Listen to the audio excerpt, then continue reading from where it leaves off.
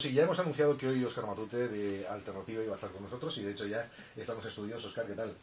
Egunon, muy bien. Bueno, además una jornada fantástica, ¿no? Sí, la verdad que el tiempo acompaña, la ciudad tiene ambiente además con eso del partido de la tarde, o sea sí, que sí, es un sí, día... yo decía que me ha sorprendido porque incluso he visto salir a uno y colocar una bandera en el tejado, una bandera colocada en un tejado. Sí, no, está engalanada la ciudad. Sí, es increíble. Bueno, de vez en cuando viene bien, ¿no? Un paréntesis de estas características para distraernos de todo lo que nos abruma. Sí, hay quien dice que el fútbol es el nuevo opio del pueblo y seguramente no le falta parte de verdad, pero bueno, es decir, que con las contradicciones hay que saber vivir y al final poder encontrar un espacio de evasión en el que, bueno, pues vuelques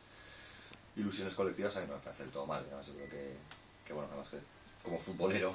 pues uno disfruta con partidos como estos. Sí, yo reconozco que con el fútbol también soy una contradicción con patas. Sí, no, nos pasa a todos. No podemos hacer otra cosa. O a muchos, vaya. Pero de todas formas sí que hay otra realidad que tendremos que seguir, ¿no? Precisamente creo que ahora mismo a través de Alternativa Óscar Matute está además ofreciendo algunas charlas concretamente para dar también su impresión y su referencia acerca de la crisis, ¿no? Sí, casi estoy de bolos, que se diría. No, más que mi visión, o sea, sí es cierto que Alternativa, sobre todo la Asamblea de Ezkerraldea de Alternativa, ha organizado un ciclo de charlas o conferencias, como se prefiera llamarlas, sobre la realidad de la crisis, intentando abordar diferentes planos o diferentes realidades que se dan, desde cuál es, por ejemplo, la de ayer de Sestao, cuál es el contenido de la reforma laboral de la que tanto se habla y que ha provocado una huelga general, que desde luego como Alternativa apoyamos a pies juntillas y animamos a la ciudadanía a que salga a las calles y proteste, que no se quede solo en un día de reivindicación, sino que sea un pulso sostenido y de confrontación con el Estado, en la medida que es el Estado y su gobierno quien quiere imponer una reforma laboral que cercena los derechos de los y las trabajadoras y condena más de lo que ya lo están a los parados y paradas. Pero como digo, pues la de ayer se centró en explicar las consecuencias de la crisis. Otra que hicimos con anterioridad en Portugalete intentó buscar una visión más global, ¿no? Es decir, ¿por qué Alternativa habla de crisis sistémica y no lo ciñe solo a la crisis financiera o a la crisis especulativa? Porque entendemos que estamos en un contexto de crisis de sistema, es decir, falla la vertiente económica, y esa es bastante evidente con la crisis capitalista que estamos sufriendo, pero como toda crisis civilizatoria, y entendemos que esta lo es, lo que hay crisis es en muchas más dimensiones: la crisis ecológica, intentando producir por encima de los límites finitos del planeta, la crisis de valores, donde todo lo avanzado, por ejemplo, que no es mucho, pero que algo era, en el terreno de la igualdad efectiva y real entre mujeres y hombres, queda nuevamente aparcado en el cajón y seguimos asumiendo que tenemos que vivir en una sociedad patriarcal y una sociedad hecha, pensada por y para los hombres en detrimento de las mujeres y demás cuestiones. Es decir, es un ciclo de charlas en las que nos acompaña gente con mucha más capacidad que la que yo puedo tener para ahondar y para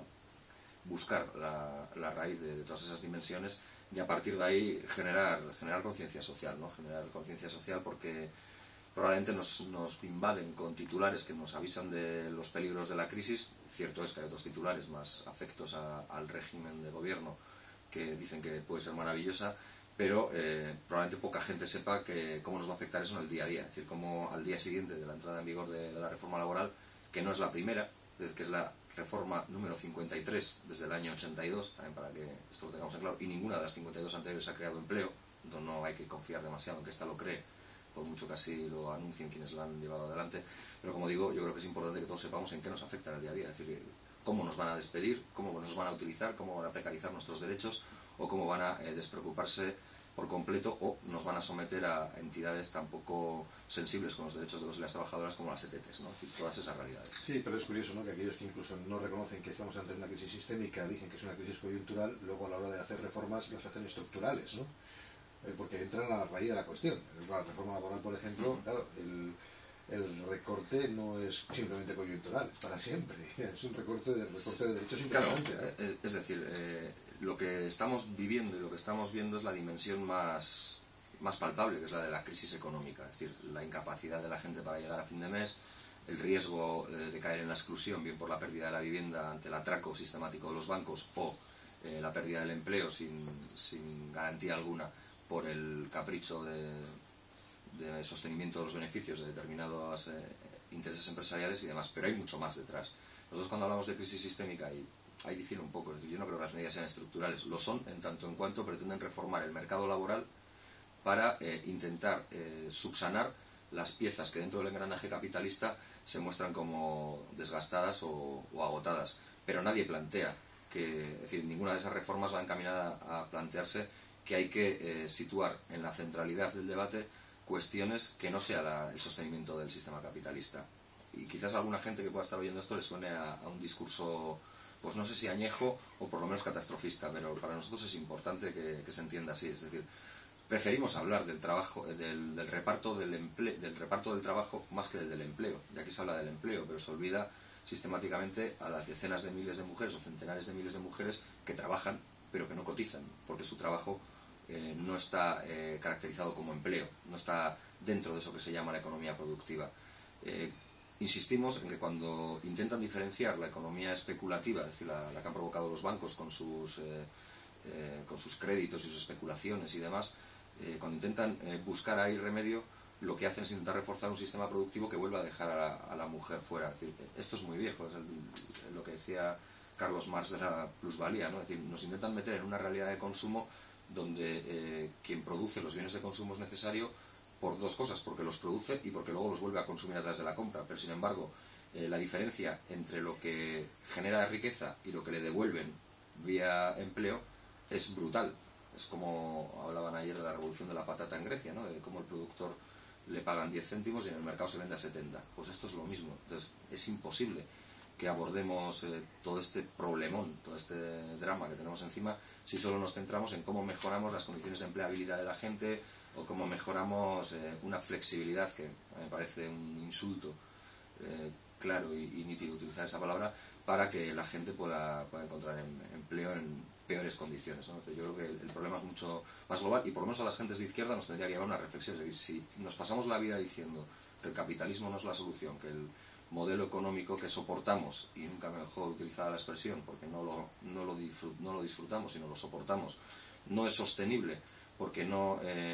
habla de la reproducción de la vida, no habla del buen vivir que dicen en algunos países latinoamericanos, y no sitúa en la centralidad la dignidad vital por encima de otras consideraciones, no estamos contribuyendo a superar el modelo, no estamos poniendo en pie una nueva alternativa de modelo socioeconómico. Y nosotros ahí es donde tenemos centrado el debate, porque además creemos que en Euskal Herria, y lo hemos dicho en más de una ocasión, y yo lo he dicho en estos micrófonos y en otros, existe masa social. No digo que sea inmensamente mayoritaria, pero sí digo que es mucho más fuerte que la que existe en otros lugares de Europa, para plantearnos de verdad ese debate y confrontar con el modelo, confrontar con el sistema y hacerlo desde la apuesta por una centralidad diferente, la centralidad de la dignidad de la vida frente a la centralidad de la eficiencia productiva. Sí, el problema está que igual estos discursos están efectivamente en la masa social, no están en los que tienen que tomar las decisiones en estos momentos, y los que toman las decisiones, bueno, como están en el mismo engranaje, ni siquiera se lo plantean, ¿no? Yo cuando decía lo de las reformas estructurales no me refiero que es para cambiar todo y darle la vuelta a la tortilla, no, es para hacer una estructura que sostenga a la anterior, que sustituya a la anterior. Yo creo que era Lampedusa, ¿no? Que decía que todo cambie para que todo siga eso, igual. Todo cambie para que siga igual. Sí, es decir, todo sigue igual y unos siguen arriba y la mayoría seguimos abajo. Y unos pocos se benefician del trabajo de muchos. Esa es la realidad que hemos vivido durante mucho tiempo y la que quieren mantener ahora, eso es cierto. Pero por eso digo que yo creo que es el momento de poner pie en pared y decir que por aquí no. Por eso hablaba antes de la huelga general y hacía alusión a la necesidad de que no sea un instante de contestación, no sea un día de contestación, y no me cabe ninguna duda de que la huelga general en Euskal Herria va a tener dimensiones muy potentes. Ya, por fortuna, vamos a pasar el tiempo de evocar huelgas anteriores como la gran huelga, sino que creo que estamos en disposición de hacer una gran huelga. Bueno, y afortunadamente hay una no voy a decir, no hay unidad de acción, evidentemente, no es una huelga unitaria, pero es una huelga coincidente. Sí, y vamos, desde Alternativa así hemos manifestado, nos parece una buena noticia. Es decir, el contexto de agresión es tan brutal hacia los derechos de los y las trabajadoras, hacia los derechos de todos los ciudadanos y ciudadanas, porque hoy en día quien tiene empleo, aunque esté explotado, pues casi está en una posición de ventaja con quienes no tienen empleo, ya no tienen ni subsidio, ya no tienen ni prestación alguna, porque se les ha dejado colgados, nunca mejor utilizar la expresión también. Pues como digo, yo creo que ahora se dan las condiciones, y a mí me parece una positiva noticia que los sindicatos se pongan al frente, y lo que nosotros desde luego desearíamos es que los sindicatos expliquen con claridad el día 29 a quien quiera oírlo que esto no ha hecho más que empezar. Es decir, que frente a su voluntad de instalar la reforma laboral se van a encontrar con una voluntad colectiva de agentes políticos, sociales y sindicales en Euskal Herria que va a decir que no van a poder instalarla. Es decir, que vamos a hacer todo cuanto esté en nuestra mano para que no nos pongan esas cadenas, para que no nos condenen ni nuestro futuro ni el de nuestros hijos y hijas. Bueno, ahí esta es una realidad que tenemos, y es uno de los asuntos que pues prácticamente ahora colapsan todos los comentarios fundamentales, que es lo que tenemos alrededor, y esa visión, y muchas veces pesimista, por desgracia, porque los acontecimientos así lo marcan, de cuál puede ser la evolución ahora de los acontecimientos, de los hechos, ¿no? De todas formas, yo sí quisiera también, con Óscar Matute, hablar de otras cuestiones. Hay cuestiones, lógicamente, de atención con unos tintes más políticos, ¿no? ¿Cómo ve, por ejemplo, eso que el gobierno vasco quiere hacer una modificación de la ley de víctimas para propiciar que las personas que se marcharon de aquí en un momento determinado por haberse sentido amenazadas o perseguidas puedan incorporarse, etcétera? Bueno, yo creo que en la acción política todo tiene riesgos y oportunidades. Es decir, este debate no es nuevo, arranca hace ya bastante tiempo, hace más tiempo incluso del que lleva en el gobierno vasco el Partido Socialista, y tiene que ver con una campaña, desde mi punto de vista, aberrante, que durante mucho tiempo se lanzó en este país, en el que se argumentaba que casi 400.000 personas, es decir, empezaron con 200.000, acabaron con 400 y pico mil personas, se habían tenido que exiliar por causa de la violencia, en este caso de ETA. Yo no niego que ha existido violencia de ETA y no pongo en cuestión que esa violencia de ETA ha obligado a bastante gente a tener que abandonar este país para poder encontrar niveles de seguridad o de comodidad, y entiéndaseme bien el uso de la palabra, mejores que el que aquí podían tener fruto o a causa de esa amenaza directa o indirecta. Pero una cosa es eso y otra cosa es decir que había 400.000 y alentar una especie de visión, sobre todo en el Estado español, pero quizás también en algunos sectores en Euskal Herria, que venía a decir que como no vivíamos en democracia, y esa era la prueba más palpable y evidente de que no vivíamos en democracia, pues lo fundamental era garantizar esa democracia, y que para garantizar esa democracia, que no, precisamente nos la tenía que garantizar quien nos la niega, es el Estado español, y esa es la paradoja, pues todo tipo de medidas de excepcionalidad servían. Servía la doctrina del todo es ETA, encarcelando preventivamente a miles de personas en este país por hacer activismo político, ya fueran entidades juveniles, ya fueran entidades políticas u otras, y a partir de ahí se construye su verdad, que no es, desde mi punto de vista y desde el punto de vista de la alternativa, una verdad asumida colectivamente. Por tanto, ese es el inicio del debate. A partir de ahí, yo creo que la virtualidad que tiene es que se va a desenmascarar la realidad, y es que no hay 400.000 personas que hayan tenido que irse por esa realidad. De la misma manera que, pese a las deficiencias democráticas que teníamos cuando la violencia de ETA existía, y que seguimos teniendo ahora que la violencia de ETA ha cesado, en torno a la existencia de diferentes violencias y en torno a la negación de derechos fundamentales, individuales y colectivos, para los ciudadanos y ciudadanas de este pueblo, pues hay un debate que abordar. Lo que parece llamativo, y no puedo evitar subrayarlo, es que este debate se plantee desde el enfoque de los derechos humanos. Nosotros no tenemos ningún problema en entrarle, es más, creemos que hay que generar un suelo ético o un suelo de dimensión que garantice los derechos de todas las personas en toda Euskal Herria, pero a la vez quien proclama y lanza estas iniciativas no sea capaz de mover un solo dedo, sea incluso refractario a la hora de tener en cuenta la vulneración de derechos humanos sistemática que se viene produciendo con otros colectivos, como por ejemplo el colectivo de presos y presas. Es decir, hay una vulneración sistemática de derechos, se siguen aplicando doctrinas como la doctrina Parot, que encarcelan de manera permanente a personas que tenían que estar ya en la calle, se sigue manteniendo enfermos graves e incurables en prisión, casi más con un factor de utilización de su mera retención en prisión en clave política que en clave del cumplimiento del respeto escrupuloso a los derechos humanos. Y esa es la paradoja que se da, que por un lado nos anuncian esta disposición a entrarle a ese debate y a darle solución a esa cuestión, mientras que por el otro lado nos encontramos una cerrazón absoluta e incluso un desprecio a los derechos de otras personas porque piensan o porque se manifiestan de forma diferente. En alternativa ahí tenemos muy claro, con independencia del afecto o desafecto que tengamos tanto a las personas como a las ideas, el respeto de todos los derechos humanos para todas las personas en toda Euskal Herria es un pilar fundamental de cualquier acción política en este terreno. Mayor complicación todavía con los que piden la posibilidad de que los que estén fuera voten en Euskadi. Bueno, eso me parece un pucherazo electoral en toda regla. Es decir, quien plantea que los que están fuera de Euskadi puedan votar y sigan residiendo fuera de Euskadi, donde tendrán hechas sus vidas en la forma y manera que hayan podido o hayan querido, me parece que la única intención que tiene es la de seguir manteniendo en el poder a una mayoría anómala que fue fruto y resultado de una ley de excepción de esas que encontraron para ellos sentido en esa especie de carencia democrática que se vivía en el país, que es la ilegalización de la izquierda abertzale. Quien mantenga que tienen que votar lo hace solo por eso, que no engaña a nadie más, y que lo diga con claridad, que acepte y que se muestre ante los demás como lo que realmente es: alguien que por perpetuarse en el poder, o algunos que por perpetuarse en el poder o por negarle el poder a aquellos que la mayoría política y social de este país pueda querer otorgarles, está dispuesto a hacer cualquier cosa, pero que se ven en muchísimos ejemplos. Hablamos de este, pero podríamos hablar de los escándalos de corrupción y el continuo baqueteo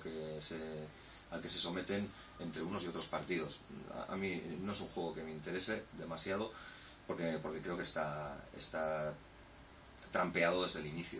¿Confía en que este foro, que saldrá, dicen que saldrá al final del Parlamento, al final de mes, responda a las expectativas de dar voz a todas las sensibilidades? No, porque así lo han manifestado. Es decir, yo no me levanto todos los días con la voluntad firme e inapelable de llevar la contraria a nadie. Es decir, a mí